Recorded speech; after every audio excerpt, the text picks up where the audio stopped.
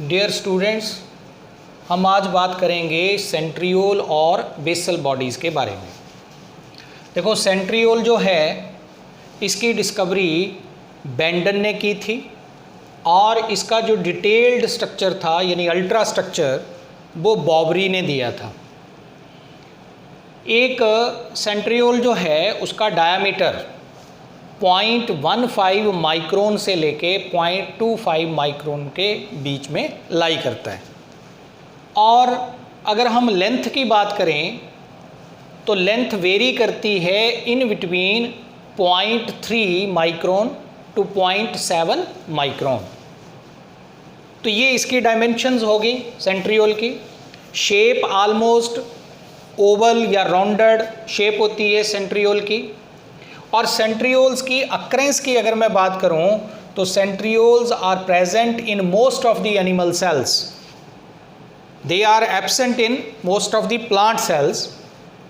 लेकिन animal cells में अगर हम बात करें तो except mature mammalian RBCs, mature जो मैमल्स के आरबीसीज होते हैं उनको छोड़ के बाकी लगभग सभी एनिमल सेल्स के अंदर सेंट्रियोल्स की प्रेजेंस मिलती है।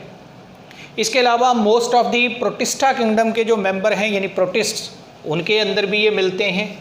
Flagellated sales of algae, flagellated sales of bryophytes, flagellated और सिलिएटेड सेल्स ऑफ टेरिडोफाइट्स, इनके अंदर भी सेंट्रियोल्स की प्रेजेंस मिलती है। लेकिन किसी सेल के अंदर सेंट्रियोल जो हैं वो मोस्टली पेयर्ड फॉर्म में मिलते हैं। और ये अगर मैं एक एनिमल सेल का स्ट्रक्चर दिखाऊं तो एक एनिमल सेल में जैसे ये न्यूक्लियर एनवेल्प है, ये न्यूक्लियस है, तो न्यूक्लियर मेम्ब्रेन के जस्ट बाहर सेंट्रियोल्स पेयर में प्रेजेंट होते हैं। सेंट्रियोल का एक पेयर होता है और ये जो पेयर में सेंट्रियोल्स होते हैं they lie at right angle to each other. एक अगर वर्टिकली अरेंज्ड है तो दूसरा हॉरिजॉन्टली होगा, तो ये right angle to each other lie करते हैं। और सेंट्रियोल के इस पेयर को हम बोलते हैं diplosome. The pair of centriole is called as diplosome. फिर जहां साइटोप्लाज्म के अंदर ये सेंट्रियोल्स का पेयर प्रेजेंट होता है, इस सेंट्रियोल के पेयर के सराउंडिंग जो साइटोप्लाज्म होता है वो ऑलमोस्ट क्लियर होता है, ऑलमोस्ट जो है ट्रांसपेरेंट होता है। और इस क्लियर जोन ऑफ साइटोप्लाज्म को विच लाई अराउंड दी सेंट्रियोल, इसको हम क्या बोलते हैं? सेंट्रोस्फेयर, और it is also known as cytocentrum. Centrosphere और साइटोसेंट्रम। सेंट्रियोल प्लस ये जो यानी ये सेंट्रियोल का पेयर है डिप्लोसोम जिसको बोल रहे हैं, उसके इर्द गिर्द ये क्लियर जो जोन है वो क्या है? Centrosphere. Centriole plus centrosphere they are combinedly called as centrosome. उसे हम नाम क्या दे देते हैं? सेंट्रोसोम। तो ये इसके बारे में। अब इसके बाद बात करते हैं इसके डिटेल्ड स्ट्रक्चर की। देखो, एक सेंट्रियोल का अगर हम डिटेल्ड स्ट्रक्चर देखें तो ट्रांसवर्स सेक्शन में कार्ट व्हील लाइक स्ट्रक्चर जो है सेंट्रियोल का नजर आता है। Cart wheel like structure centriole में, इसकी जो वॉल होती है सेंट्रियोल की, वैसे किसी किस्म की कोई बाउंड्री वॉल नहीं होती सेंट्रियोल के इर्द गिर्द, कोई मेम्ब्रेन नहीं है। लेकिन पेरिफेरल रीजन में हम लोग क्या लिखते हैं कि centrioles have 9+0 arrangement of microtubules. 9+0 arrangement of microtubules. इसका मतलब क्या है कि सेंट्रियोल के स्ट्रक्चर को जब हम देखते हैं तो उसके सेंटर में एक इमेजिनरी एक्सिस होती है which is called as hub. इसको हम क्या बोलते हैं? हब। ये प्रोटीनेशियस होती है और इस सेंट्रल हब के इर्द गिर्द 9 microtubule triplets 9 microtubule triplets triplets क्यों बोल रहा हूं मैं कि 3-3 के ग्रुप में, जैसे ये हो गया ए बी सी, ये 3 माइक्रोट्यूब्यूल हैं इकट्ठे, तो इनके ग्रुप को मैंने क्या बोल दिया, माइक्रोट्यूब्यूल ट्रिपलेट। ये एक हो गया, ये second one, third one, fourth, fifth, sixth, seventh, eighth, ninth, यानी टोटल ये 9 माइक्रोट्यूब्यूल्स के ट्रिपलेट्स जो हैं, यानी 3-3 माइक्रोट्यूब्यूल के जो ग्रुप्स हैं वो इस सेंट्रल हब के अराउंड लाई करते हैं, at equal distance, at equal space lie करते हैं। और ये जो 9 माइक्रोट्यूब्यूल ट्रिपलेट्स हैं, ये इनके नाम क्या हैं, ए बी सी। हर एक माइक्रोट्यूब्यूल ट्रिपलेट का जो ए सबट्यूब्यूल है that lies towards the centre, that lies towards the hub, and C microtubule lies towards the periphery, वो पेरिफेरी की तरफ है, बाहर की तरफ है सी माइक्रोट्यूब्यूल, ए माइक्रोट्यूब्यूल अंदर की तरफ है, और दोनों के इन बिटवीन क्या है, बी सबट्यूब्यूल। फिर आते हैं इसके बाद कि ये जो माइक्रोट्यूब्यूल ट्रिपलेट्स हैं they lie at an angle of 40 degree with the imaginary membrane of centriole, यानी सेंट्रियोल के साथ ये लगभग ये जो एंगल बन रहा है, ये एंगल कितने एंगल के ऊपर लाई करते हैं, लगभग 40 डिग्री एंगल के ऊपर ये अरेंज्ड रहते हैं, यानी वर्टिकली अरेंज्ड नहीं है, ये at an angle of 40 degree arranged रहते हैं। Each microtubule triplet has 3 subtubules, 3 subtubules हैं इनमें, and C subtubule of 1 microtubule triplet is always attached with a subtubule of next microtubule triplet with the help of a proteinaceous fiber। ये एक proteinaceous fiber है जिसको क्या नाम दे रहे हैं हम, C एक माइक्रोट्यूब्यूल ट्रिपलेट का नेक्स्ट के A के साथ जुड़ा है, ये एक फाइब्रस प्रोटीनेशियस स्ट्रक्चर के जरिए which is called as CA linker, इसको हम बोलते हैं CA लिंकर। तो यहाँ CA लिंकर, CA लिंकर, ये CA लिंकर, ये भी CA लिंकर, ऐसे ये 9 CA लिंकर्स प्रेजेंट होंगे। फिर ये जो सेंट्रल हब है, प्रोटीनेशियस हब, जहाँ कोई माइक्रोट्यूब्यूल नहीं है, तो 9 माइक्रोट्यूब्यूल ट्रिपलेट हो गए वाल में, सेंटर में कोई नहीं है यानी 0, इसलिए इस अरेंजमेंट को बोलते हैं 9+0 अरेंजमेंट ऑफ माइक्रोट्यूब्यूल, यानी पेरिफेरी में 9 माइक्रोट्यूब्यूल ट्रिपलेट हैं और सेंटर में कोई नहीं है यानी 0, तो 9+0 अरेंजमेंट ऑफ माइक्रोट्यूब्यूल्स होती है सेंट्रियोल्स में।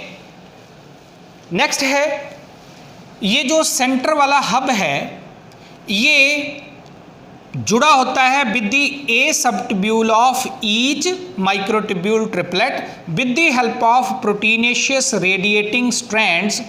इन प्रोटीनेशियस रेडिएटिंग स्ट्रैंड्स को हम क्या बोलते हैं, स्पोक्स। इसको नाम क्या देते हैं, स्पोक्स। ये एक स्पोक है, ऐसे ये टोटल कितने हो जाएंगे, 9 spokes. Just below the each subtubule of each microtubule triplet there is a thickening which is called as, इस थिकनिंग को क्या बोलते हैं, हर एक सबट्यूब्यूल के ए सबट्यूब्यूल के ठीक नीचे ये एक थिकनिंग है ऑन दी स्पोक, स्पोक के ऊपर। इस थिकनिंग को हम क्या बोलते हैं, it is called as X thickening. तो हर एक ए सबट्यूब्यूल के नीचे एक X thickening and adjacent X thickenings के बीच में एक अनदर थिकनिंग है which is called as Y thickening, जिसको हम क्या बोलते हैं, वाई थिकनिंग। आपस में ये थिकनिंग्स एक दूसरे के साथ जुड़ी होती हैं और वाई थिकनिंग जो है वो CA लिंकर के साथ भी जुड़ी होती है, CA लिंकर के साथ भी ये अटैच्ड रहती है। फिर बाहर कोई मेम्ब्रेन नहीं है, लेकिन कॉरेस्पॉन्डिंग टू माइक्रोट्यूब्यूल ट्रिपलेट्स, हर एक माइक्रोट्यूब्यूल ट्रिपलेट के ठीक सामने उसके बाहर वाली साइड अमॉर्फस और हम कह सकते हैं कि डेंस, अमॉर्फस, डेंस और प्रोटोप्लाज्मिक प्लेक्स होते हैं, प्रोटोप्लाज्मिक प्लेक्स। इन प्रोटोप्लाज्मिक प्लेट्स को, ये जो प्रोटोप्लाज्मिक प्लेक्स होते हैं which are amorphous, dense and protoplasmic plaques, इनको हम क्या बोलते हैं? These are called as massules. इनको बोलते हैं मैज्यूल्स या सैटेलाइट्स भी बोल देते हैं इन्हें, या पेरीसेंट्रियोलर एरियाज भी बोल देते हैं। पेरीसेंट्रियोलर एरियाज या सैटेलाइट्स या मैज्यूल्स, ये क्या हैं? ये amorphous, dense and protoplasmic plaque like structures हैं which lie corresponding to each microtubule triplet. इनकी पोजीशन बदलती रहती है depending upon the state of the cell. और इनका काम क्या होता है? ये at the time of cell division के टाइम पे इनका काम होता है, they function as nucleating centres. Nucleating centres का ये काम करते हैं ड्यूरिंग द सेल डिवीज़न और ड्यूरिंग द ग्रोथ फेज, ये न्यूक्लिएटिंग सेंटर का काम करते हैं। तो ये इनके बारे में। अब इसके बाद आता है कि सेंट्रियोल का ये ओवरऑल अगर हम स्ट्रक्चर देखें तो ये देखने पर हमें कैसा लग रहा है? ये ट्रांसवर्स सेक्शन जो है, अगर हम किसी सेंट्रियोल का देखें तो ये just like the wheel of A cart, एक कार्ट के पहिए जैसा, व्हील जैसा दिख रहा है। तो ये कार्ट व्हील लाइक स्ट्रक्चर होता है सेंट्रियोल का। लेकिन सेंट्रियोल के अगर हम फंक्शंस देखें तो सेंट्रियोल्स के क्या फंक्शन हैं? तो देखो, सेंट्रियोल जो हैं किसी भी सेल के अंदर during the cell division mitotic spindle बनाने में, स्पिंडल अपरेटस फॉर्म करने में इन सेंट्रियोल्स का रोल होता है। तो पहला फंक्शन तो ये आ गया कि सेंट्रियोल्स फॉर्म दी स्पिंडल पोल्स, ये अपोजिट पोल्स बनाने में, स्पिंडल पोल्स बनाने में ये रोल प्ले करते हैं सेंट्रियोल्स। दूसरा फंक्शन जो है सेंट्रियोल का, वो हम दे सकते हैं कि सेंट्रियोल्स खास करके, ये अगर मैं एक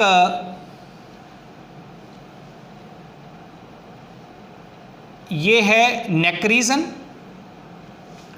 और ये आ गया हेड रीजन एक स्पर्म का ये हेड रीजन है, ये नेक रीजन है, ये मिडल पीस है और इसके बाद ये आ जाती है टेल। स्पर्म के स्ट्रक्चर की मैं बात करूं तो स्पर्म के स्ट्रक्चर में यहाँ नेक रीजन में दो प्रेजेंट होते हैं सेंट्रियोल। ये ऊपर वाला सेंट्रियोल जो होता है towards the head region, it is called as proximal centriole, और जो लोअर वन होता है उसको बोलते हैं डिस्टल सेंट्रियोल।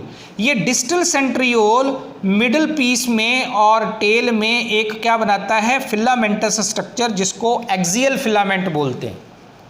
और इस एक्सियल फिलामेंट के इर्द गिर्द मिडल पीस में क्या प्रेजेंट होता है? माइटोकॉन्ड्रियन, जो एनर्जी देता है स्पर्म को उसकी मूवमेंट के लिए।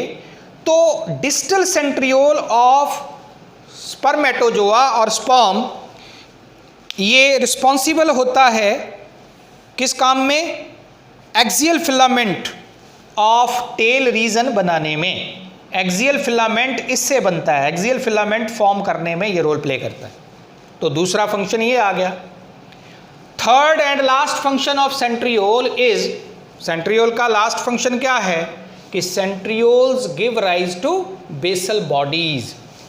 सेंट्रियोल से ही बेसल बॉडीज बनती हैं। सेंट्रियोल एक ऐसी सेल ऑर्गेनेली है जो बेसल बॉडीज को बनाती है, बेसल बॉडी को फॉर्म करती है, और बेसल बॉडीज आगे चल के सीलिया और फ्लैजेला की फॉर्मेशन में रोल प्ले करते हैं। तो इनडायरेक्टली सेंट्रियोल्स का रोल सीलिया एंड फ्लैजेला बनाने में है, क्योंकि ये ब्लेफेरोप्लास्ट या बेसल बॉडीज को बनाते हैं। तो ये ओवरऑल सेंट्रियोल के बारे में बात होगी। लेकिन अगर हम बेसल बॉडी की बात करें तो बेसल बॉडीज़ जो होती हैं उनको सबसे पहले जो था रिपोर्ट किया था, सबसे पहले देखा था वॉल्फ ने, WOLFE। ये जो बेसल बॉडीज़ हैं उनका स्ट्रक्चर सबसे पहले ऑब्जर्व किया था वॉल्फ ने। इनको बेसल ग्रेन्यूल्स भी कह देते हैं, काइनेटोसोम्स भी कह देते हैं, काइनेटोसोम्स या ब्लेफेरोप्लास्ट भी बोल देते हैं। बेसल बॉडीज़ या बेसल ग्रेन्यूल्स या काइनेटोसोम्स या ब्लेफेरोप्लास्ट। और ये जो बेसल बॉडीज़ हैं ये सेंट्रियोल से बनती हैं and they resemble with the centriole in chemical composition, in shape and also in the structure। इनका स्ट्रक्चर भी सेंट्रियोल जैसा होता है, इनकी शेप भी सेंट्रियोल जैसी होती है। लेकिन फंक्शन क्या है बेसल बॉडीज़ का? फंक्शन होता है to form the cilia and flagella. Cilia और फ्लैजेला बनाने में ये हेल्प करती हैं। तो दोनों का स्ट्रक्चर जो है वो सेम होता है सेंट्रियोल और बेसल बॉडी का। फंक्शन में फ़र्क है, ये इसको बनाता है और ये आगे सीलिया और फ्लैजेला को फॉर्म करती हैं। तो ये कुल मिला के हमने इन दो सेल ऑर्गेनेलीज़ की बात की है, सेंट्रियोल्स एंड बेसल बॉडी की। Thank you very much.